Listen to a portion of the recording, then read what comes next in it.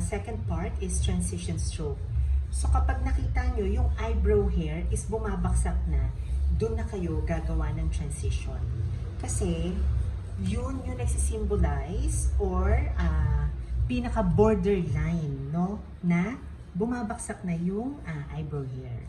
So ganito usually ang itsura ng pattern for transition stroke. So merong isa sa baba, isa sa taas. So isa tumatama sa baba, isa tumatama sa taas. So usually dito siyang part.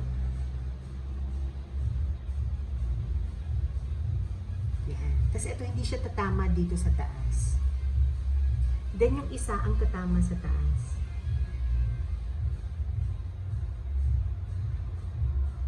Yan.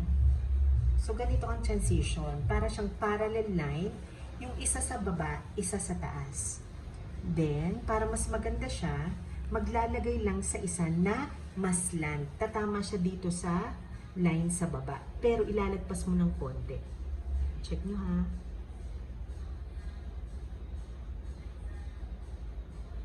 Yan.